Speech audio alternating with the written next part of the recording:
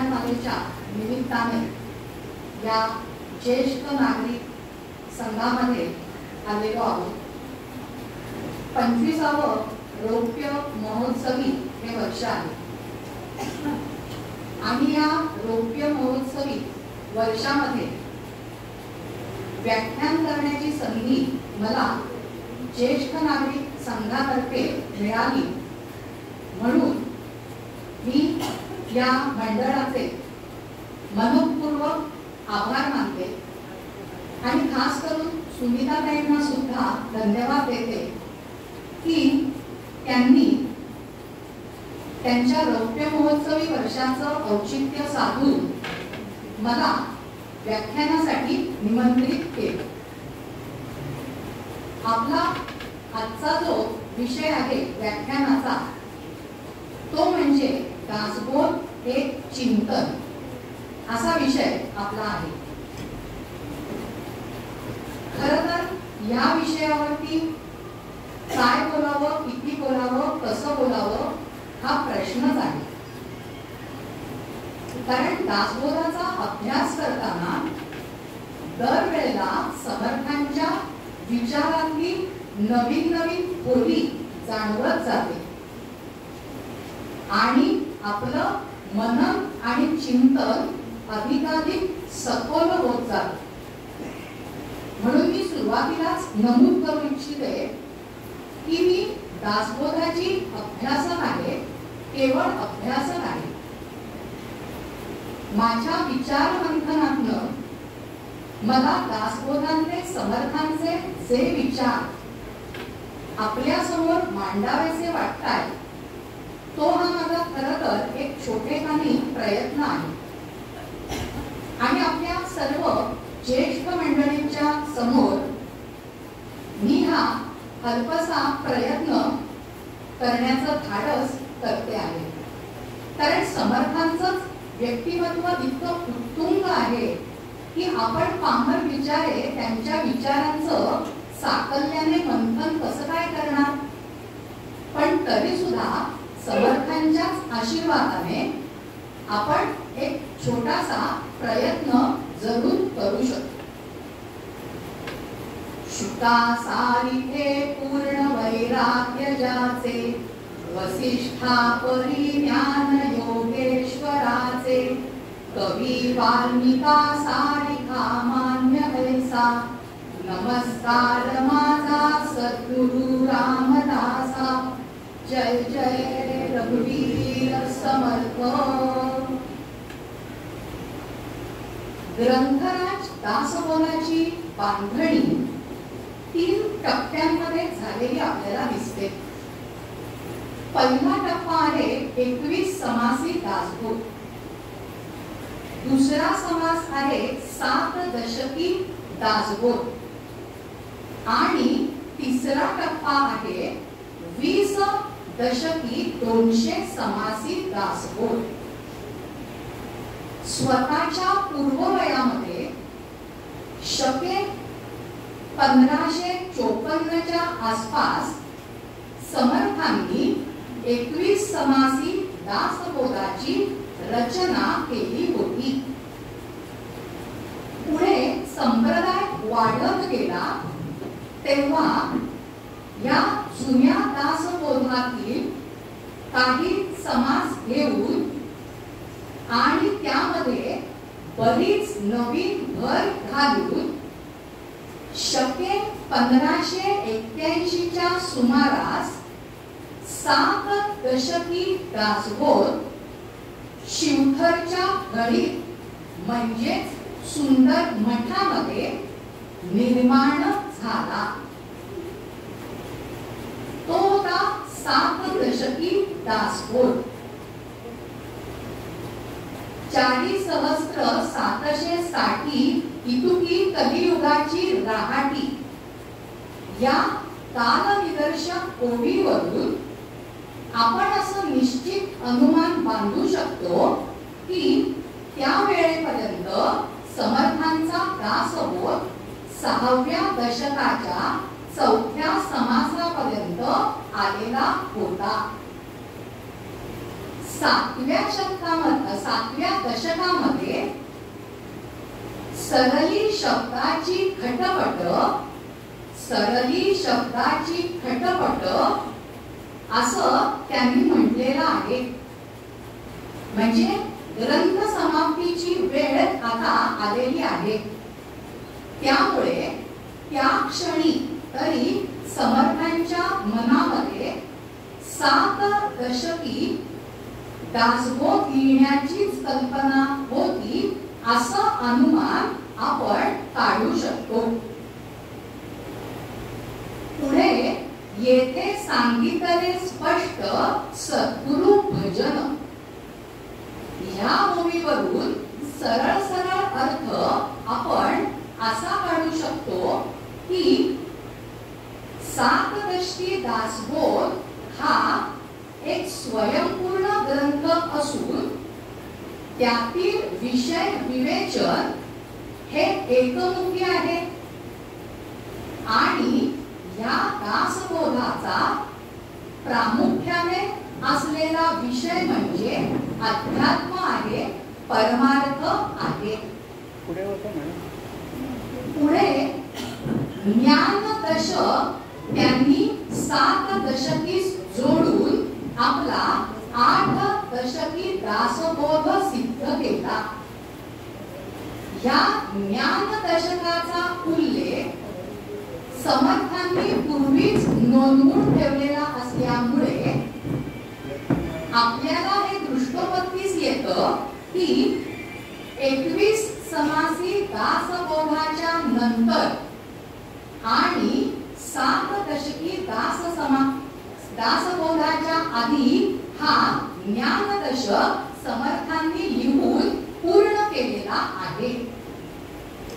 श्रोते हो, अशा प्रकारे दासबोधाचा दुसरा अवतार इथे संपतो. त्यानंतर समर्थांनी वेळोवेळी लिहिलेली रचना, स्फुट रचना असेल, समास असतील, ते त्यांनी एकत्र केले, त्यांची विल्हे लावली आणि पूर्वरचनेस ते सर्व जोडले. आणि श्रोते हो, अशा प्रकारे समर्थांनी स्वतः समाधिस्थ होण्याच्या आधी शके 1603 च्या मार्गशीर्ष महिन्यात ग्रंथराज दासबोध आपल्या शिष्यांच्या हवाली केला. जो आज आपण ग्रंथराज दासबोध अभ्यास करतो तो हा दासबोध आहे. मंडळी, दासबोधाचा इतिहास हा असा आहे बरं का. शके 1554 पासून 21 समासी लिहायला सुरुवात केल्यापासून शके 1603 पर्यंत दासबोधाची रचना अखंडपणे चालू होती असं आपण म्हणू शकतो. 1603 मध्ये तो दासबोध कळसास पोहोचला. पण इथे गंमत आहे. या मतामध्ये संशोधकांचं किंवा अभ्यासकांचं एकमत निश्चितच नाही आहे. मतमतांचा गलबला निर्माण व्हावा आणि दासबोधाचा जन्मकालही निश्चित ठरवणे कठीण जाणे हा दासबोध संबंधातील एक मोठा चमत्कारच म्हणावा लागेल. म्हणजे रामदासांचं इतरांपेक्षा सगळंच कसं नाविन्यपूर्ण आहे हे या दासबोधाच्या जन्मकालावरनं सुद्धा आपण म्हणू शकतो. हा, पण एक गोष्ट मात्र निश्चित आहे की दासबोध हा एकाच वेळी एकाच ठिकाणी लिहिलेला ग्रंथ नाही. वेळोवेळी त्यांना जे प्रत्यय आले त्या प्रत्ययाच्या विचाराचं आविष्करण म्हणजे हा दासबोध आहे. पण तरी सुद्धा मंडळी, मला काय वाटतं, जर का आपण मान्य केलं की 21 समासी पासनं त्यांनी दासबोधाच्या रचनेला सुरुवात केली आहे, तर पुढची संपूर्ण हयातभर दासबोधाची रचना चालूच होती असं माझं स्वतःचं वैयक्तिक मत आहे. आता दासबोधाचा इतिहास आपण पाहिला. आता थोडीशी दासबोधाच्या बाह्यांगाची परीक्षा आपण करूया. दासबोधाची बाह्य परीक्षा जर का करायला गेलं तर मंडळी त्याचे सरळ सरळ दोन विभाग पडतात. पहिला विभाग आहे पूर्वार्धाचा. त्याच्यामध्ये 1 ते 8 दशक मानलेले आहेत आणि या दशकांची ओवी संख्या आहे 3866. 9व्या दशक पासून 20व्या दशकापर्यंत म्हणजे 12 दशक हा उत्तरार्ध मानण्यात येतो आणि या उत्तरार्धाची संख्या आहे 3885.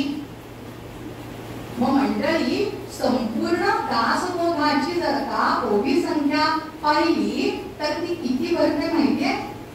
ती भरते 3751. आता याच्यातला मुख्य विषय काय आहे? याच्यातला मुख्य विषय असा आहे तो म्हणजे अध्यात्म आणि परमार्थ. आणि पूर्वार्धाचा विषय तर प्रामुख्याने तोच सांगितलेला आहे, तोच प्रतिपादित केलेला आहे. पण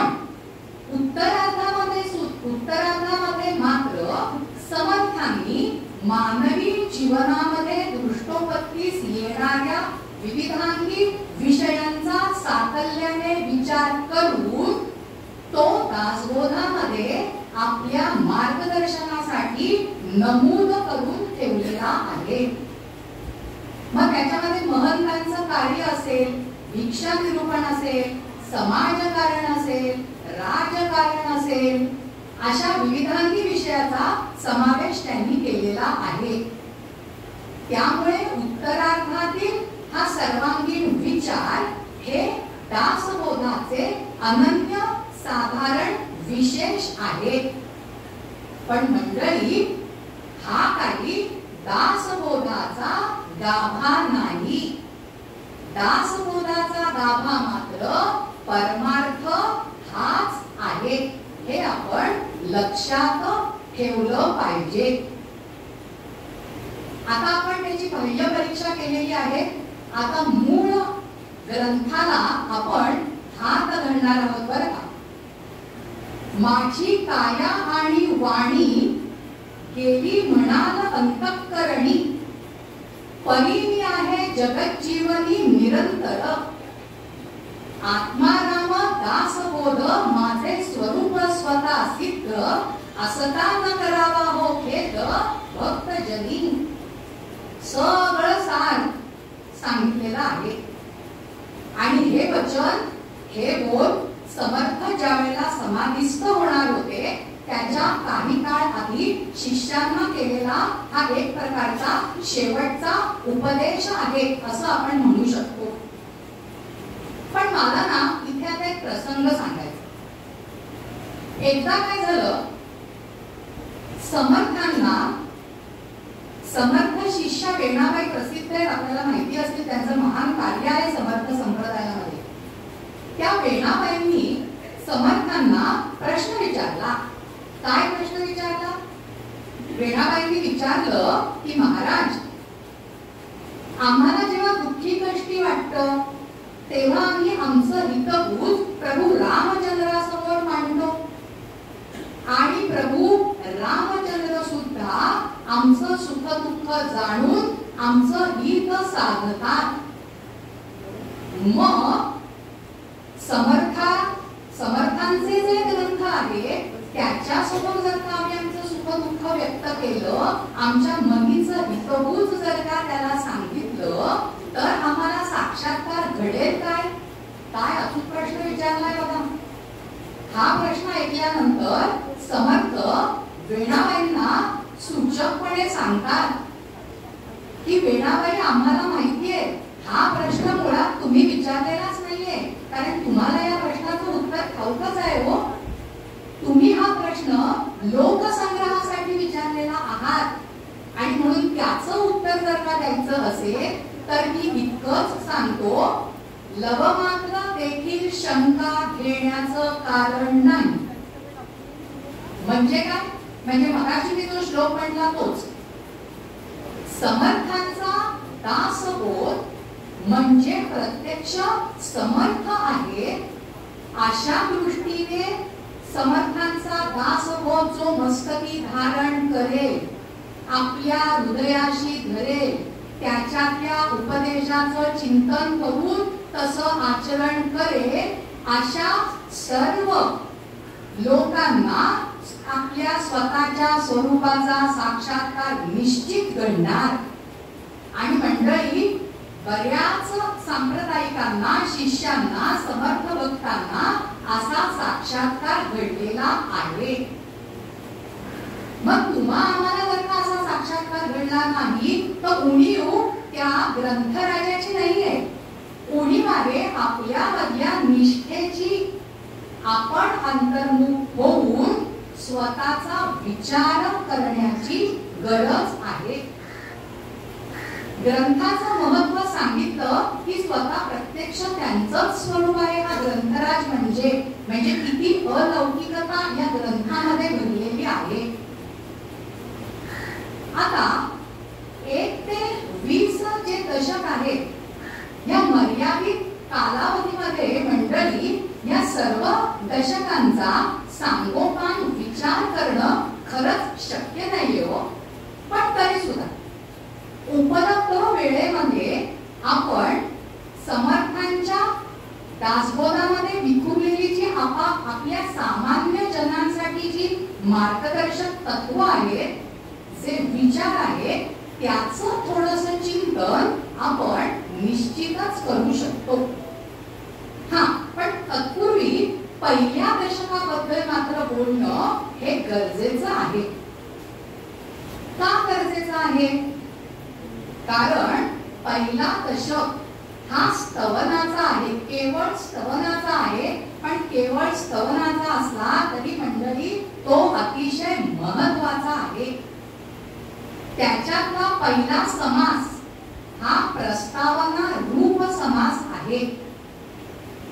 त्या समासामध्ये समर्थांनी नमूद केलेला आहे की या ग्रंथाचा विषय काय, या ग्रंथाला आधार कोणते, आणि सगळ्यात मुख्य आपल्यासाठी काय, या ग्रंथाची फलश्रुती काय, ही महत्वाची आपल्या सामान्य जनांसाठी. या सगळ्याचा ओळख या पहिल्या समासात केला आहे. म्हणून त्याच्याबद्दल आपण थोडंसं बघूया. ग्रंथाचा विषय जो आहे तो मुख्य विषय अध्यात्म निरूपणच आहे, परमार्थ निरूपणच आहे. भक्ताचे योगे देव निश्चये पावती मानव हा सिद्धांत त्याच्यात मांडलेला आहे. आणि याला आधार शिवगीता, रामगीता, गुरुगीता, गर्भगीता, उत्तर गीता, अवधूत गीता, वेद आणि वेदांत. त्याच्यानंतर त्यांनी सांगितलेलं आहे भगवत गीता, ब्रह्मगीता, हंसगीता, पांडव गीता, गणेश गीता, यमगीता, उपनिषदे, भागवत. बघा, नुसती नावं ऐकूनच आपल्याला एकदम ओझं वाटलं असेल, अरे बाबा एवढा सगळा अभ्यास केलाय आणि हा फक्त नमुन्यादाखल त्यांनी मांडलेला आहे. अजून चिक्कार ग्रंथांचा त्यांनी अभ्यास केलेला आहे. म्हणजे हा मुख्य आधार जरी असला संस्कृत ग्रंथांचा ना मंडळी, तरी मला असं वाटतं समर्थांच्या दासबोधाचा मुख्य आधार म्हणजे त्यांच्या आत्मप्रत्ययाचा आहे. आत्मप्रत्ययाशिवाय एकही विचार, एकही कृती समर्थांनी कधी केलेली नाही, लिहिलेली अजिबात नाही. आणि म्हणून आत्मप्रत्यय महत्वाचा. पण तरी कोणत्या संस्कृत ग्रंथांचा आधार घेतला ते त्यांनी दासबोधाच्या सुरुवातीलाच या ओळीमधनं स्पष्ट केलेलं आहे. आता इथे एक नमूद करायचंय, काही जण या गोष्टीवर आक्षेप घेतात कोणत्या गोष्टीवरती? की त्यांचं म्हणणं असं आहे की समर्थांनी मुकुंदराज, ज्ञानेश्वर, एकनाथ महाराज, दासोपंत यांच्या सुद्धा ग्रंथांचा अभ्यास केला होता. मग त्याचा उल्लेख त्यांनी दासबोधामध्ये का केलेला नाहीये? तर याचं उत्तर आपण थोडासा विचार केला ना मंडळी, तर आपल्याला खचितच जाणवतं. शंका निर्माण करणं, प्रश्न निर्माण करणं सोपं आहे हो, पण त्याच्या मुळाशी जाऊन त्याची कारण मीमांसा शोधणं हे कठीण आहे. आता जो समर्थांचा भक्त आहे त्याच्यासाठी हे अजिबात कठीण नाही. लक्षात घ्या, त्यावेळी प्राकृत ग्रंथ लिहायला सुरुवात झालेली होती, परंतु आपलं संपूर्ण आपल्या संस्कृतीचं विचार मंथन संस्कृत श्लोकामध्येच नमूद केलेलं आहे. संस्कृत ग्रंथ हाच त्यावेळेला प्रमाणभूत आधार मानला गेलेला होता. मग अशा स्थितीमध्ये एका प्राकृत ग्रंथासाठी दुसऱ्या प्राकृत ग्रंथाचा हवाला जर का दिला तर प्रश्न सुटतो कुठे? प्रश्न उरतोच की त्या दुसऱ्या प्राकृत ग्रंथाचा आधार काय? लक्षात येतंय? त्याच्यामुळे या ठिकाणी संस्कृत ग्रंथांचाच त्यांनी उल्लेख केलेला आहे, कारण संस्कृत ही देववाणी आहे. भगवत स्वतः त्या वाणीत बोललेले आहेत. आपली विचार संपदा त्याच्यामध्ये आहे, म्हणून प्राकृत ग्रंथांचा उल्लेख न करता संस्कृत ग्रंथांचा उल्लेख केलेला आहे. आता लक्षात आलं असेल.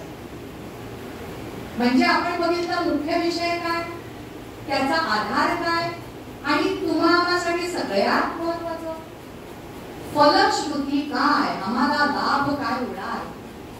शाळेमध्ये जेव्हा आम्ही अभ्यापन करायचो त्या क्लासमध्ये आता अभ्यापन करताना एखादी गोष्ट विद्यार्थ्यांना करा म्हटली की विद्यार्थ्यांच्या चेहऱ्यावरच कळतं. विद्यार्थी विचारतात आम्ही हे का करायचो, हे केलं तर आम्हाला फायदा काय आहे.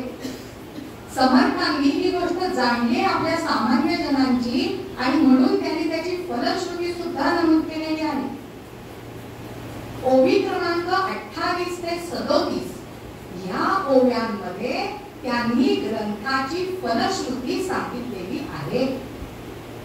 म्हणजे मुख्य आधार जसा आत्मप्रत्ययाचा मंडळी, तसंच फलश्रुतीमधील मुख्य फलश्रुती आहे मनास होय विश्रांती समाधान. बघा आपल्याला काही होत आहे का? ही फलश्रुती आहे.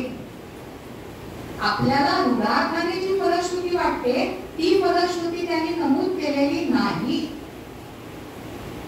दासबोधाचा ग्रंथ वाचल्यानंतर आपल्या मनाला, आपल्या चित्ताला विश्रांती आणि समाधान मिळालं नाही तर 100% असं समजा आपण फक्त निव्वळ त्याच्यातले शब्द वाचले, त्याच्या अर्थापर्यंत पोहोचण्याचा प्रयत्नच केलेला नाही. म्हणजे परत जर का दोष असेल तर आपल्या प्रवृत्तीचा आहे, त्या फलश्रुतीचा नाही आहे.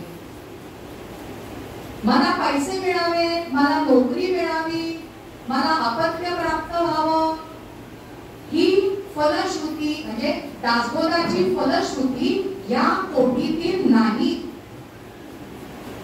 दासबोधाची फलश्रुती म्हणजे कोणताही आशीर्वाद नाहीये. त्यांनी सांगितलंय सामान्य जनांना भ्रमात राहू नका. आपण देवापुढे हात जोडतो, नकळत 2-4 गोष्टी मनामध्ये असतात. बाबा रे मला हात जोडले, आता एक फळ मला दे रे बाबा, म्हणून समर्थ सांगतात ही फलश्रुती नाही.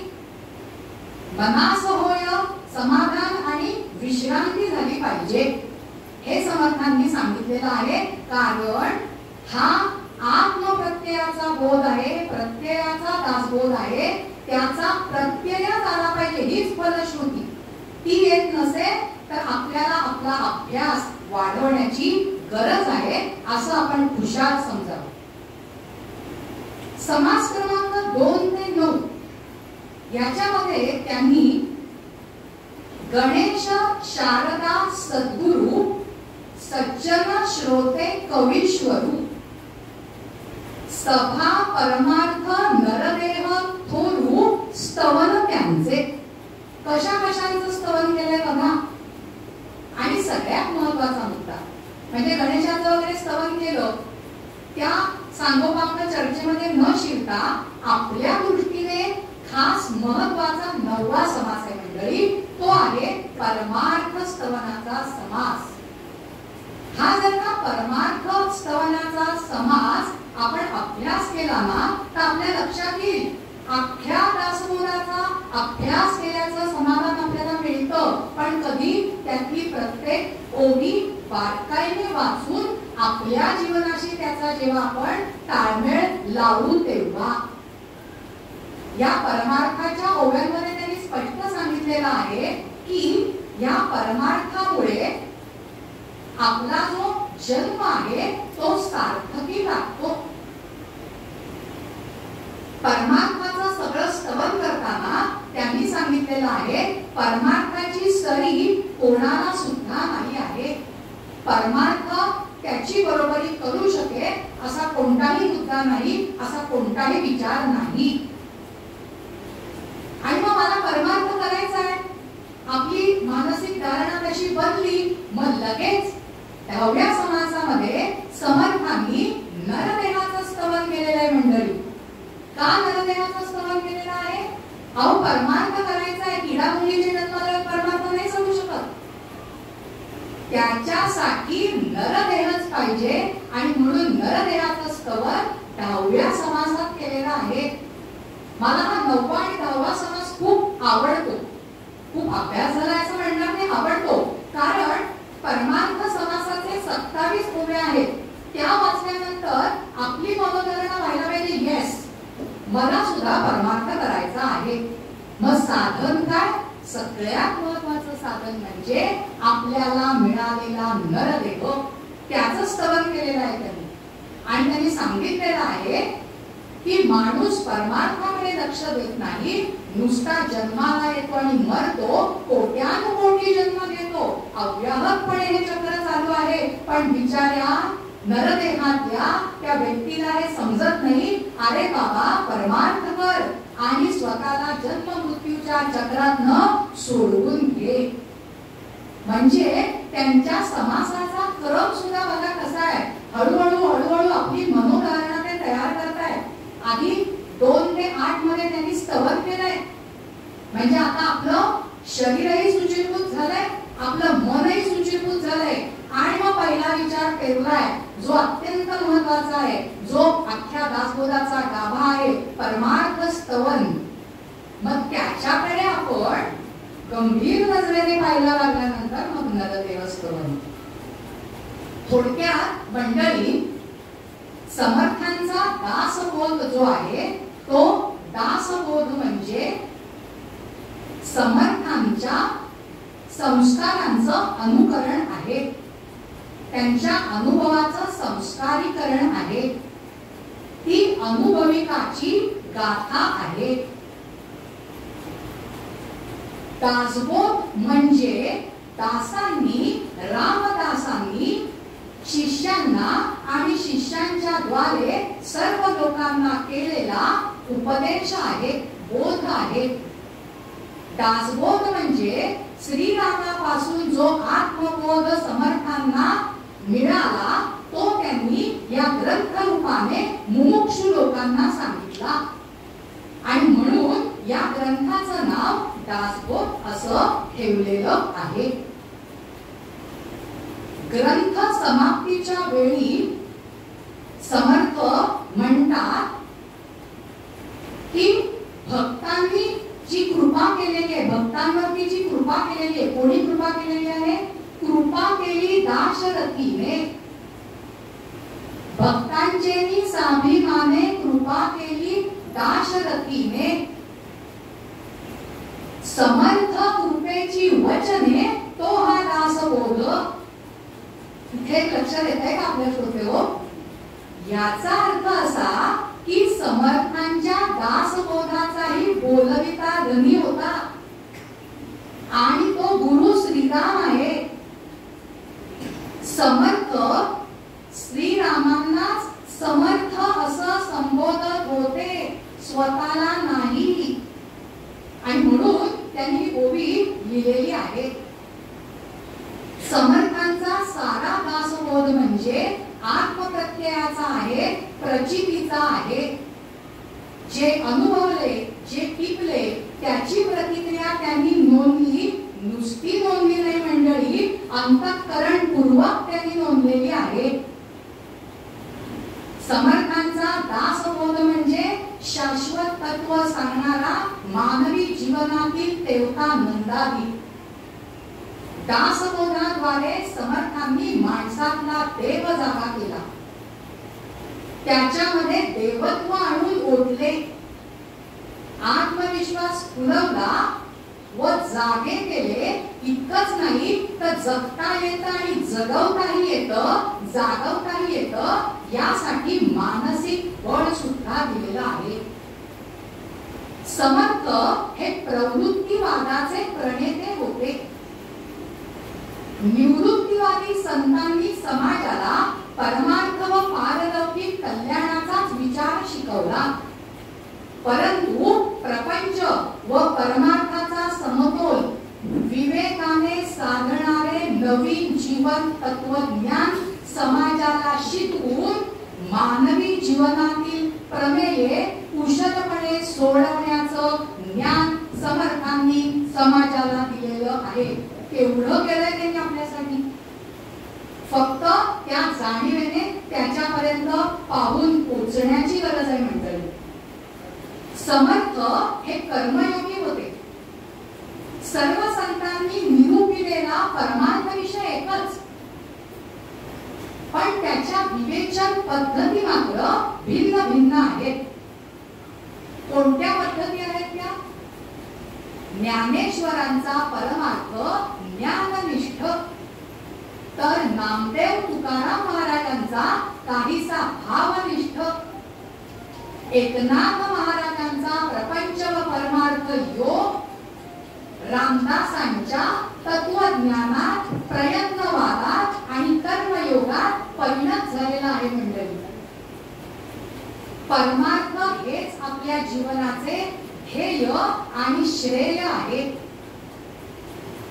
आणि म्हणून प्रपंच व परमार्थाचा समन्वय साधून जीवनाचे श्रेय कसे मिळवावे याचा उपदेश जीवनाची नवीन दिशा दाखवून समर्थांनी केलेला आहे. मंडळी, समर्थ वाङ्मयाचा पाया म्हणजे अध्यात्म आणि त्याचा गाभा म्हणजे परमार्थ आहे.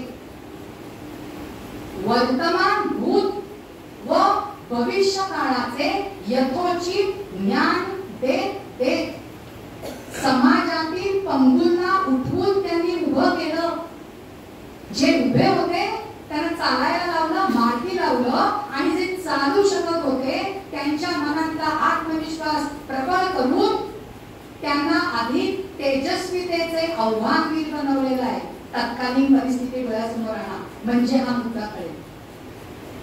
समर्थांनी आपली शिकवण अनेकविध मार्गांनी दिलेली आहे. त्या सर्वांची जणू परिपूर्ती या ग्रंथराज दासबोधाच्या निमित्ताने झालेली आपल्याला दिसते. आणि त्या संदर्भातला आपला अनुभव निसंदिग्ध शब्दामध्ये समर्थ सांगतात. जाले जाले साधनेचे फळ, संसार झाला सफळ. काय म्हटलंय त्यांनी बघा, संसार झाला सफळ. निर्गुण ब्रह्म ते निश्चल अंतरी बिंबले. निर्गुण ब्रह्म ते निश्चल अंतरी बिंबले. म्हणजे त्या काळातच नव्हे तर पुढच्या काळात सुद्धा जेव्हा जेव्हा माणूस अशांत असतो किंवा झाला होता तेव्हा तेव्हा तो दासबोधाकडे वळलेला आहे. समर्थांनी अद्वैत, बघा नीट ऐका, समर्थांनी अद्वैत तत्वज्ञान त्याचा गाभा सर्वसामान्यांपुढे उलगडून दाखवला. तो व्यवहारातून मानसिक शांती हे आपल्या सर्व सुखाचे मूळ आहे. इथे मध्ये पण हा विचार येऊन गेलेला आहे शांतीचा. मानसिक शांती हे सर्व सुखाचे मूळ असून विकार, शोभ, अशांती हे आपल्या मानसिक दुःखाचे मूळ आहे. इथे हा विचार आलेला आहे.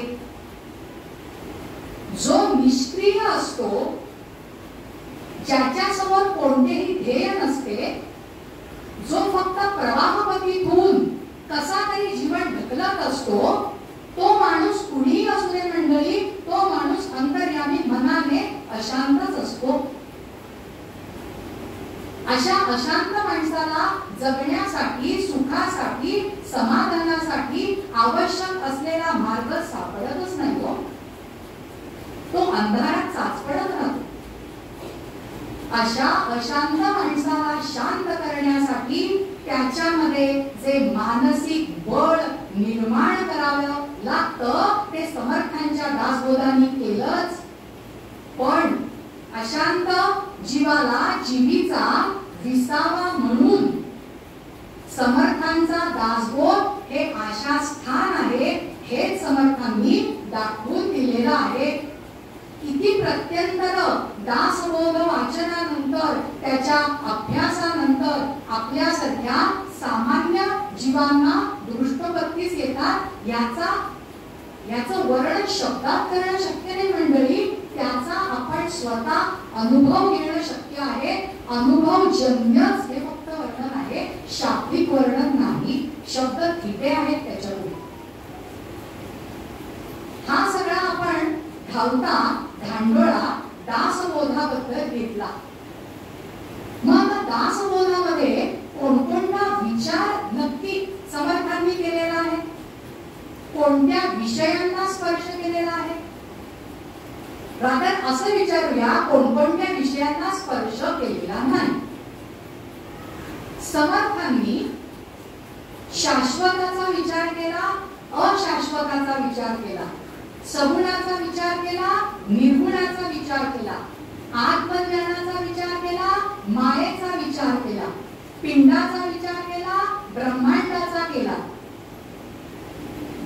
भक्तीचा केला, भक्तीतल्या वैराग्याचा केला, संघटनेचा केला, महंतांच्या कार्याचा केला, भिक्षाटनाचा केला.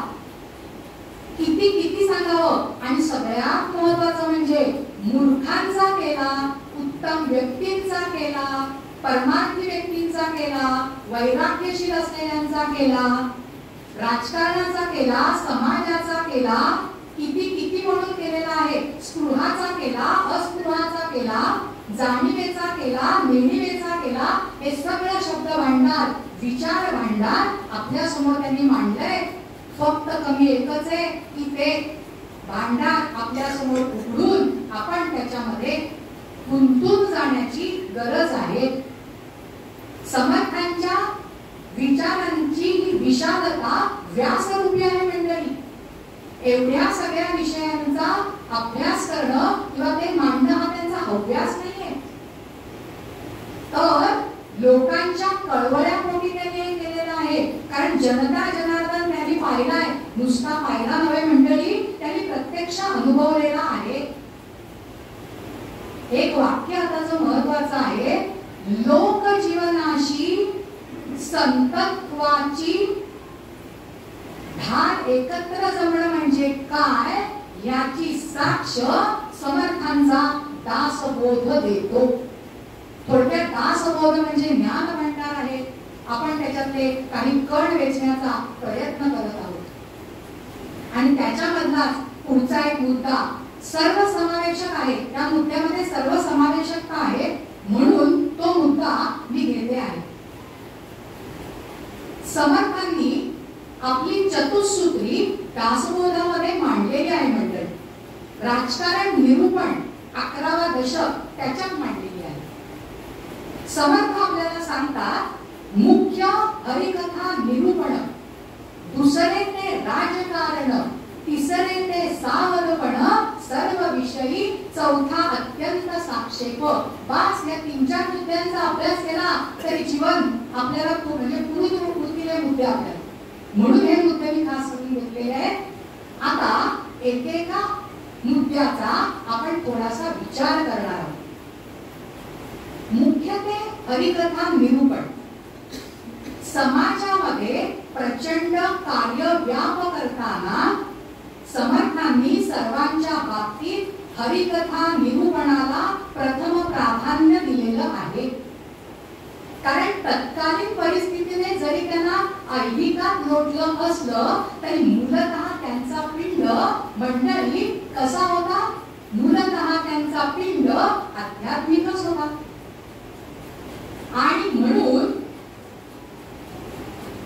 आपल्या जीवनाचा समारोप किंवा आपल्या जीवनाचं साफल्य आत्मज्ञान प्राप्त करून घेण्यातच आहे ही पक्की कुरघाट समर्थांनी मनाशी बांधलेली होती.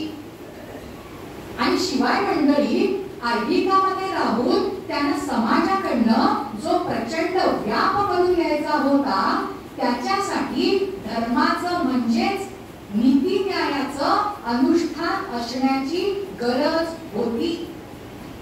आणि म्हणून त्यांनी सांगितलं मुख्य हरिकथा निरूपण. आता या शब्दाची ओळख कशी? हरिकथा निरूपण यातील हरिकथा म्हणजे समोर असलेल्या सगुण साकार परमेश्वराचं गुणगान करणं. बऱ्याच जणांना हाच अर्थ म्हणजे हरिकथा निरूपण वाटतो. तसं नाहीये. आणि निरूपण म्हणजे अद्वैताची चर्चा जी सुद्धा आपल्याला साकल्याने दासबोधामध्ये आढळते. कोहम सोहम पिंड ब्रह्मांड. आता त्याच्या विचारात गेलं तर आपल्याला वेळ अपुरा पडेल म्हणून ओझरला फक्त उल्लेख केला. निरूपण म्हणजे अद्वैताची चर्चा. समर्थांच्या हरिकथा निरूपणाने सामर्थ्य आहे चळवळीचे जो जो करील तयाचे परंतु येथे भगवंताचे अधिष्ठान पाहिजे असं त्यांनी सिद्ध केलेलं आहे. मी फार स्पष्टपणे सांगत नाही, आपण सगळे सुज्ञ आहात. या ओळीचा आत्ताच्या सत्य परिस्थितीमध्ये सुद्धा प्रचंड प्रमाणावरती उपयोग करणं गरजेचं आहे. सामर्थ्य आहे चळवळीचे जो जो करील तयाचे. आपल्या धर्माचं अधिष्ठान जर का पक्का करायचं असेल तर चळवळीचं सामर्थ्याची गरज आत्ताच्या सद्यस्थितीमध्ये सुद्धा आहे.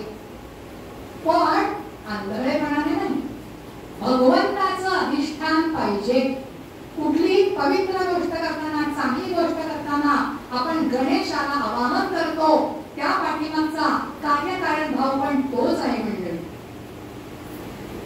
समर्थांचा जो हरिकथा निरूपणाचा भाग आहे त्याच्यात अजून एक महत्वाचा मुद्दा म्हणजे समर्थांना व्यक्ती आणि समाज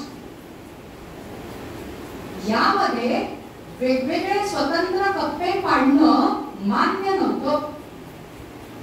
व्यक्तीचा आणि समाजाचा समाज जर का परमोच्च बिंदूकडे जावं असं वाटत असेल तर दोघंही परस्परांना पूरक हवेत. आज बघा काय दिसतंय.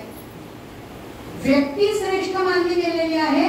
व्यक्तिपूजेचं महात्म्य चालू झालेलं आहे. त्याच्यामुळे समाजाची जी घडी आहे ती थोडीशी विस्कटताना बिघडताना दिसते आहे. त्याच्यामुळे समर्थांनी तिथेच तेव्हाच सांगितलेलं आहे की दोघंही एकमेकांना परस्पर पूरक पाहिजे. त्यांनी तसा प्रयत्न केला. अशानं हरिकथा निरूपणातनं त्यांनी असा प्रयत्न साधला आणि त्याचा उपयोग विवेकाने समाजाच्या उन्नतीसाठी केलेला आहे. या दोन्ही जीवनासाठी प्रपंच आणि परमार्थाची सांगड गरजेची आहे मंडळी. का गरजेची? एक सोपं उदाहरण देते एका पक्षाचं. पक्षी आकाशामध्ये भरारी घेत असतो. दोन पंख असतात त्याला. पण जर का दोन पंखांनी भरारी घेत असलेल्या पक्षाचा एक पंख आपण तोडला तर काय होईल मंडळी? त्याला पक्षाघात होईल. आणि म्हणून समर्थांनी जेवढा परमार्थ सामान्य जनांसाठी विशेष मानला तेवढाच प्रपंच सुद्धा मानला. आपण माणूस रूपी जर का पक्षी असू तर प्रपंच आणि परमार्थ हे आपल्या जीवन ध्येयाचे दोन पंख आहेत. एक कापला तर काय अवस्था होईल. आणि हे सगळं त्यांनी हरिकथा निरूपणामधनं आपल्याला पटवून देण्याचा प्रयत्न केलेला आहे. दुसरा मुद्दा आहे राजकारण. हा अतिशय विवाद्य मुद्दा कधी कधी झालेला आहे. खरं तर गरज नाहीये. समर्थ वाङ्मयाचा अभ्यास केला तर अगदी पारदर्शकाने त्यांची राजकारणाची व्याख्या, त्यांचं राजकारणातलं कार्य. एखादा संत जेव्हा आपल्या धर्माची पताका खांद्यावर घेऊन धर्माधिष्ठित गोष्टींचा समाजामध्ये प्रचार करतो तेव्हा आपल्याला काही वाटत नसतं. पण एखाद्या संताच्या मागे जर का राजकारण हे नाव जोडलं गेलं तर त्या संताकडे बघण्याची आपली दृष्टी बदलते. आणि समर्थ हे असे आगळे वेगळे संत म्हणूनच ठरतात.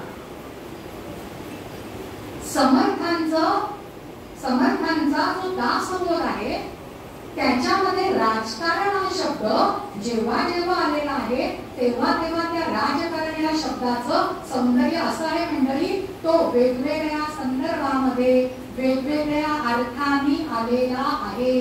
पण जायचं कोण? आपण सगळे व्हॉट्सअप विद्यापीठातलं जे येतं ते फॉरवर्ड करायला शिकतो. अरे पण खरंच तसं आहे का? एखाद्या व्यक्तीचा आपण साकल्याने अभ्यास केलाय का? तसं नाही होत. पण आपण ते करण्याची गरज आहे. कारण राजकारण या शब्दाला आज जो रंग चढलेला आहे ना मंडळी, तो रंग किंवा ती व्याख्या रामदासांच्या आयुष्यामध्ये नाही. सेम सेम शब्द दिसले की सेम सेम अर्थ असं अजिबात नसतं. आणि इथेच आपली गल्लत होते. समर्थांना खरं तर स्वधर्म स्थापना हवी होती. पण होती का? नव्हती. हरिकथा निरूपण करायचंय हो, देवालय शाबूत आहे, देवालय शाबूत नव्हती. माझाच धर्म श्रेष्ठ आहे आणि माझ्या धर्माचा प्रसार करण्यासाठी बाकीच्या धर्माचा मी उच्छेद करीन असा विचार असणाऱ्या असहिष्णुतांचं राज्य आपल्यावरती होतं. त्याच्यामुळे समर्थांच्या जीवनामध्ये राजकारण येणं हे अगदी नैसर्गिक आहे. त्याच्यामुळे समर्थांच्या वाङ्मयामध्ये राजकारणाचा शिरकाव झाला, तो क्रमप्राप्त आणि परिस्थिती प्राप्त आहे मंडळी. त्यांना राजकारणाची काही हौस आलेली नव्हती. राजकारण म्हणजे काय हो मंडळी? सोप्या भाषेत सांगायचं तर समर्थांनी सगळ्या वर्गातल्या समाजातल्या सगळ्या घटकांना राजकारण करायला सांगितलं. ते राजकारण म्हणजे त्यांचं विहित कर्तव्य. छत्रपतींना राजकारण सांगितलं त्यांच्या क्षत्रिय धर्मानुसार, सेवकाला सांगितलं सेवक धर्मानुसार, सामान्य जनांना सांगितलं हरिकथा निरूपणाच्या माध्यमातून धर्माची प्रतिष्ठापना झाली पाहिजे. महंतांना सांगितलं की जागोजागी फिरा, लोकांमध्ये समाज जागृत करा आणि स्वधर्माची स्थापना करण्याचं कर्तव्य पार पडा. ते राजकारण म्हणजे बघा त्यांच्या वेळचा अर्थ आणि आज आपण फक्त राजकारण शब्द सारखा दिसतो म्हणून ती फुटपट्टी आपण वापरतो ती किती चुकीची आहे हे आपल्याला कळतं. म्हणजे तिसरं आहे ते सावधपण. आपलं जीवन सर्वार्थाने सफळ करण्यासाठी सावधानता आणि साक्षेत सदैव असणं गरजेचं होतं. आणि तत्कालीन परिस्थितीत तर मंडळी हरिकथा निरूपणासाठी सुद्धा सावधानता आवश्यक होती. त्यामुळे समर्थांनी व्यक्तीचा प्रपंच व परमार्थ, राज्याचं राजकारण करताना करावी लागणारी कर्तव्य, लोकसंग्रह करताना लोकहिताची कामं करताना महंतांनी आणि बाकीच्या सगळ्या लोकांनी कोणती सावधानता पाळावी याचे इशारे जागोजागी समर्थांनी दिलेले आहेत. व्यक्तिवाद किंवा समाजवाद याच्यातला कोणताही मुद्दा सावधानतेशिवाय यशस्वी होऊ शकत नाही. म्हणून सावधानता सर्व विषयी. प्राकृत दर्शनी सकृत दर्शनी प्राकृत दर्शनी साधी वाटणारी पण वास्तवात अतिशय महत्वाच्या ठरणाऱ्या अनेक बाबतीत समर्थांनी सावध राहण्याचा सल्ला दिलेला आहे. आणि मंडळी त्याच्याकडे अख्खा उत्तम लक्षणांचा समास आपल्या मदतीला धावतो. त्या समासामधनं आपल्याला जाणवतं की सावधानता कशी पाळायची. जसं वाट पुसण्याविणं जाऊ नये, फळं ओळखल्याविणं खाऊ नये, पडली वस्तू घेऊ नये, धूम्रपान घेऊ नये, उन्मत्त द्रव्य सेवू नये, अजून बरंच काय काय. आज माणसाच्या जीवनात जी असुरक्षितता निर्माण झालेली आहे तिच्यासाठीचं संरक्षक कवच म्हणजे समर्थांनी उपदेश केलेला जो विचार आहे त्याचा अभ्यास करणं गरजेचं आहे. समर्थ म्हणतात, ज्याचा जो व्यापार तेथे असावे खबरदार, दुश्चित्तपणे तरी पोर वेढा लावी. प्रपंच चालवताना उदरनिर्वाहाच्या साधनाचं त्यांनी सांगितलंय. काय सांगितलंय या ओळीमध्ये? ते म्हणतात, तुमचं जे चरितार्थाचं साधन असेल ना ते तुम्ही खबरदारीने करा, नाहीतर एखादा छोटा मुलगा एखादं मूल येऊन सुद्धा तुम्हाला फसवून जाईल. किती मानवी बोली दिलेली आहे बघा.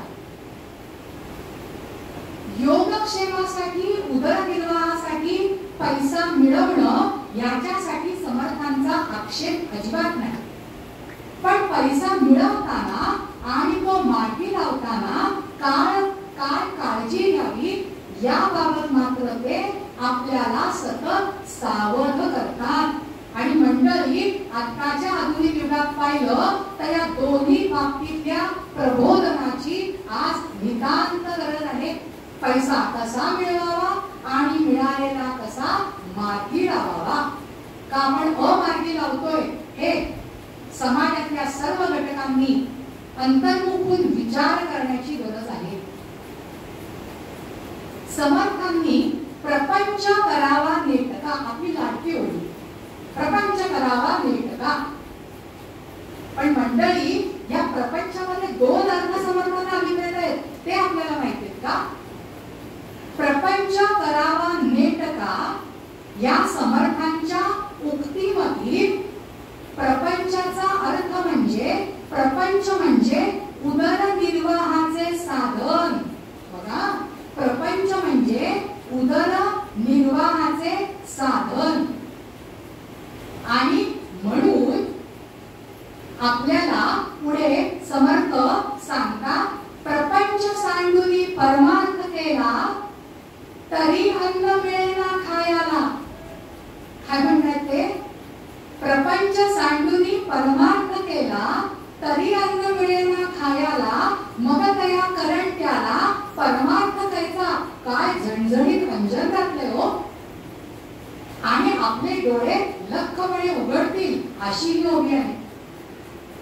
समर्थांनी सांगितलेलं आहे की उदरनिर्वाहाचं साधनच तुम्ही सोडून दिलेलं आहे तर तुम्हाला अन्न खायला कोण देईल. आणि विचार करा हो, आपलं पोट रिकामं आहे, कोण आपल्या समोर बसून आपल्याला ऐकेल.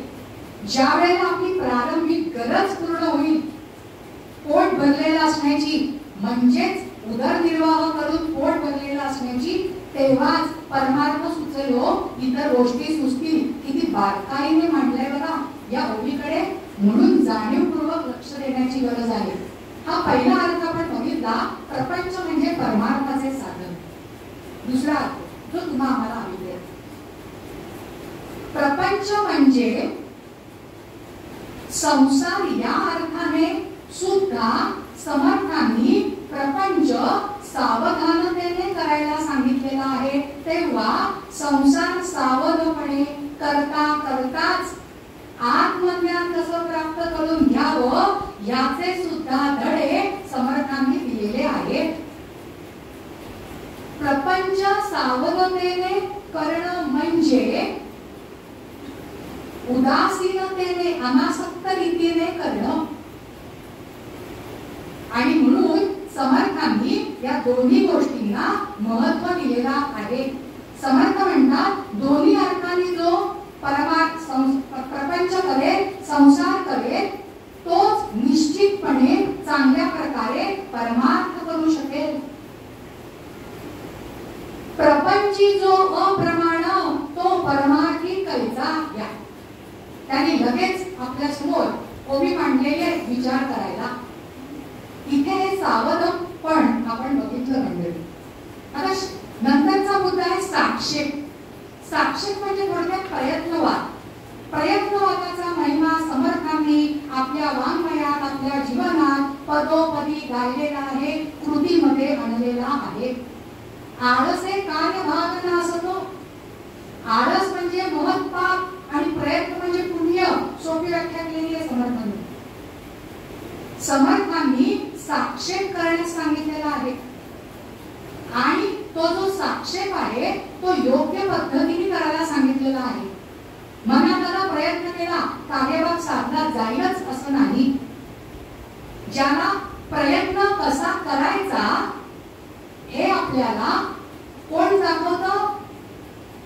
विवेक दाखवतो. आणि प्रयत्न कोणता करायचा हे आपल्याला दाखवतं ते म्हणजे प्रयत्न. या प्रयत्नाची कास आपण करणं गरजेचं आहे. समर्थांनी प्रयत्नाचा उदो करताना सांगितलेला आहे की प्रयत्नामुळे आपण आपलं प्रारब्ध कर्म सुद्धा बदलू शकतो. आणि ना याच्यात त्यांनी चांगला मुद्दा मांडलाय, मला तो खूप आवडला. समर्थ म्हणतात, अगदी अचूक मर्मावर आपल्या बोट ठेवलंय. समर्थ म्हणतात इतर सर्व विषयांसारखं सामान्य लोकांना काय वाटतं? प्रयत्नवादाची शिकवण दुसऱ्याला सांगावी. प्रयत्नवादाची शिकवण दुसऱ्याला सांगावी, पण तसं नाहीये मंडळी. समर्थांचं जीवन बघा, आधी केले मग सांगितले. हा समर्थांचा वाणा आपण आपल्या जीवनामध्ये आणण्याची आज नितांत गरज आहे. या प्रयत्नवादाबद्दल बोलू तितकं कमीच आहे. खरं तर या एकेका ओळीवरती आपल्याला तास 2 तास बोलता येईल. आता मला विवेकाचा उच्चार झालाच आहे, त्याचं एकच उदाहरण मी देते, अगदी सोपं उदाहरण. ते उदाहरण असं आहे, पर्णाळी पाहुनी उचले जीव सृष्टी विवेके चाले. एका अळीसाठी म्हटलेली ही ओवी आहे. समर्थांनी म्हटलेलं आहे पानावरची जी अळी आहे ती सुद्धा आपले मागचे पाय कधी उचलते? जेव्हा पुढच्या पायांना भक्कम आधार मिळतो तेव्हा. आणि तुम्ही आम्ही आधी आपण खूप सारं बडबड करून टाकतो, तशी कृती करून टाकतो आणि मग डोक्याला हात लावून विचार करतो आपण केलं ते योग्य का योग्य. पण मुळात विवेक म्हणजे योग्य अयोग्य याचा निर्णय, पण अर्थात कृती आणि उक्ती करण्याच्या आधी बरं का, नंतर आपल्या हातात काही नसतं. आणि म्हणून मी हे विवेकाचं उदाहरण दिलेलं आहे. आता मला एक शेवटचा मुद्दा आपल्या समोर मांडायचा आहे, जो गरजेचा मी अगदी स्पर्श करत मांडते. तो म्हणजे नवविधा भक्ती. चौथा संपूर्ण दशक नवविधा भक्तीवर आहे मंडळी. आणि समर्थांची नवविधा भक्तीवर काय विचारावे? इतर संतांनी जसं त्याचं निरूपण केलेलं आहे ना, समर्थांनी थोडंसं वेगळेपणाने निरूपण त्याचं केलेलं आहे. समर्थांनी स्वतःच्या नवविधा भक्तीमध्ये व्यवहार आणि परमार्थ यांचा समन्वय साधला आहे. त्यातून त्यांची सामाजिक दृष्टी दिसून येते, विश्व कल्याणाची तळमळ दृष्टीस येते. नवविधा भक्तीची पहिली पायरी ती आहे श्रवण. 14 विद्या, 64 कला, 18 पुराण, वेद, मगाशी जो सगळा उहापोह ओळीमध्ये केला ते तर आहेच. परंतु समर्थांच्या श्रवणामध्ये अजून काही गोष्टींचा अंतर्भाव त्याने केला. कोणकोणत्या?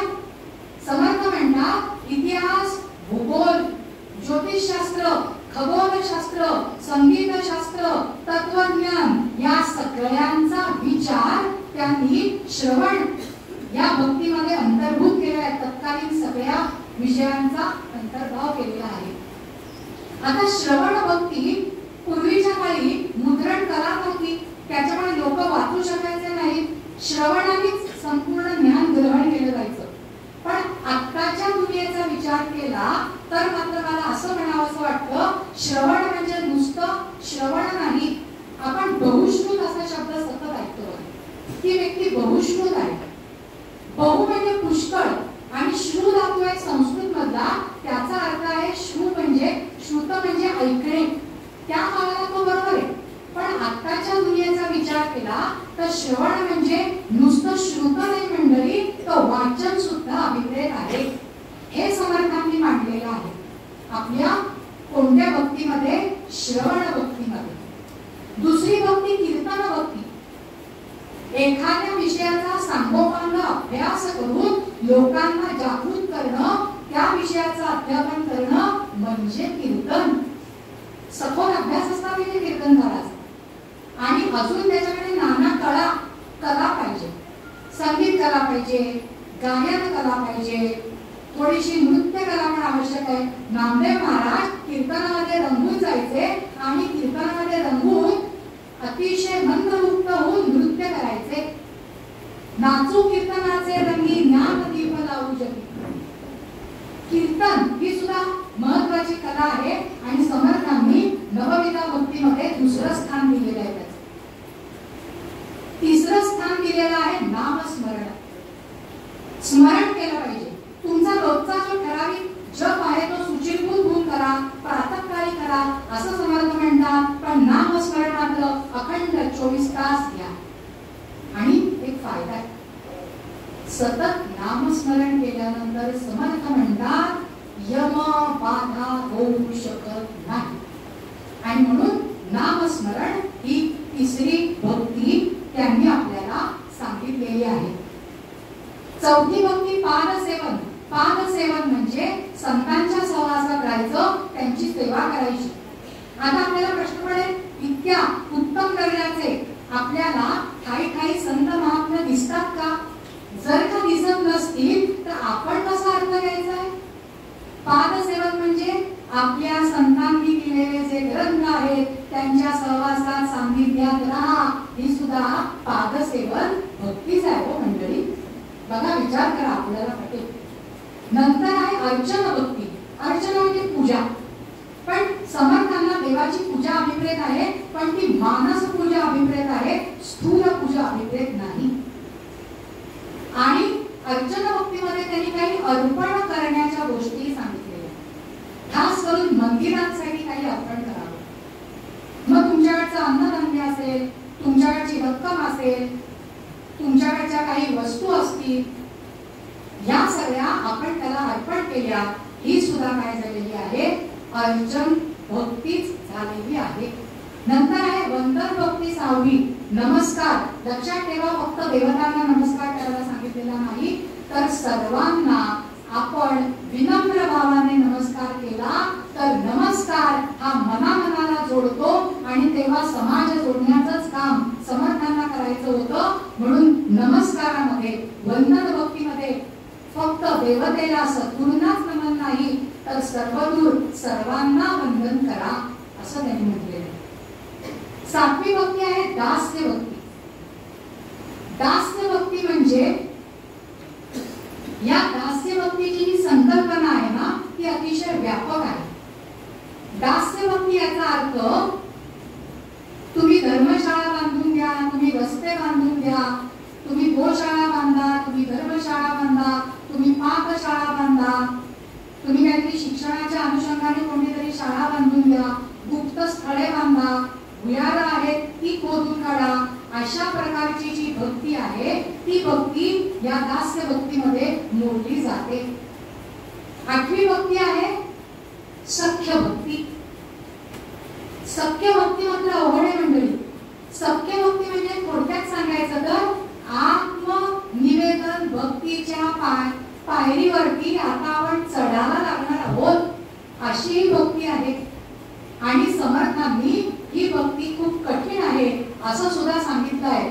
शब्दशः याचा अर्थ काय आहे?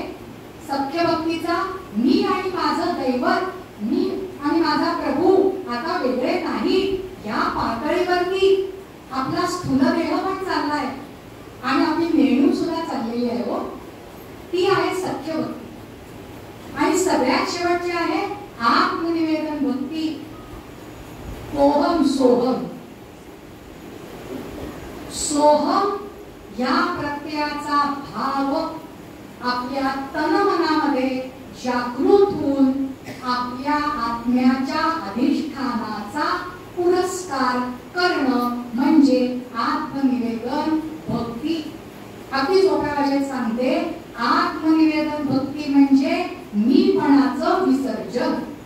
आणि सगळ्या भक्तीमध्ये आत्मनिवेदन भक्ती ही सर्वश्रेष्ठ आहे असं समर्थांनी ठासून आपल्या दासबोधामध्ये सांगितलेलं आहे. अजून एक दोन गोष्टींचा उल्लेख करू आणि आपण समारोपाकडे येऊ. महंत भिक्षा निरूपण त्यांनी सांगितलंय. उदंड भिक्षाटन करायला सांगितलेलं आहे, देशाटन करायला सांगितले. आणि समर्थ महंतांना उपदेश करतात. कुग्रामे अथवा नगरे, कुग्रामे अथवा नगरे पहावी घरांची घरे. भिक्षा विसे परीक्षून सोडावी सर्व मंडळी. ही घरांची घरं कोणती आहेत श्रोते हो? समर्थ पुढे म्हणतात दासबोधामध्ये, पृथ्वीमध्ये जितुकी शरीरे तितुकी भगवंताची घरे. आपल्या नरदेहाला परत एकदा श्रेष्ठत्व दिलंय. भगवंताचं घर म्हणजे आपला नरदेह म्हणतात समर्थ. अर्थात तिसऱ्या दशकाच्या 5 समासामध्ये त्यांनी नरदेहाची लौकिकात्मा जाणारी कहाणी विदित केलेली आहे. 3 लग्न करतोय तो मनुष्य आणि सगळ्या स्थूल प्रपंचामधनं जाऊन शेवटी त्याच्या अंगी त्याच्या जीवनामध्ये व्यर्थता जाणवते. पण तेच समर्थ इथे मात्र म्हणतात, पृथ्वीमध्ये जितुकी शरीरे तितुकी भगवंताची घरे. म्हणजे हा नरदेह म्हणजे भगवंताचं घर आहे. मग आपण त्या नरदेहाला तेवढ्या प्रमाणामध्ये पाहतो आहोत का? त्याचं रक्षण करतो आहोत का?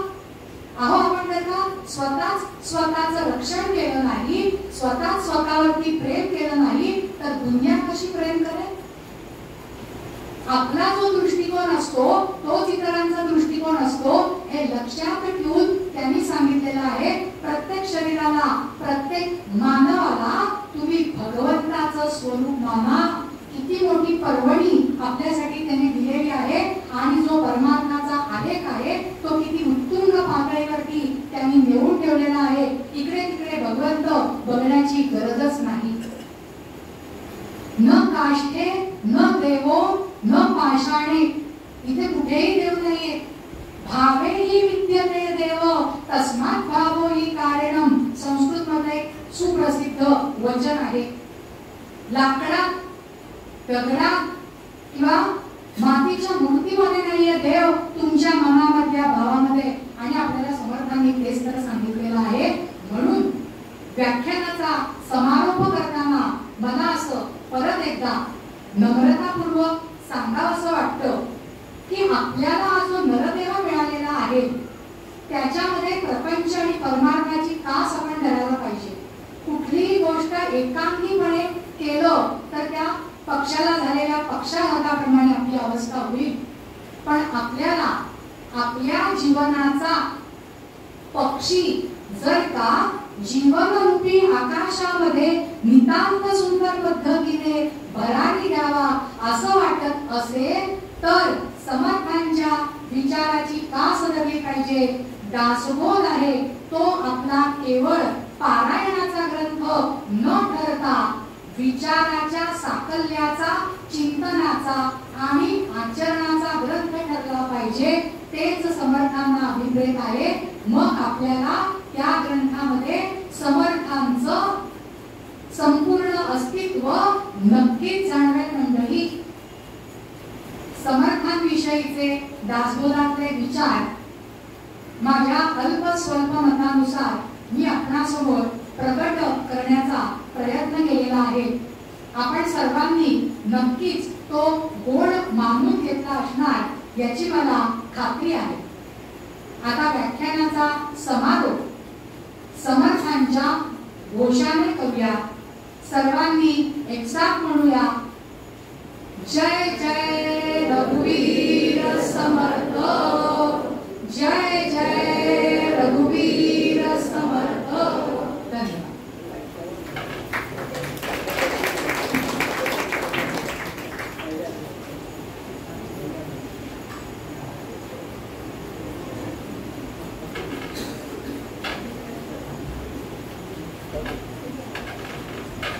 स्टँड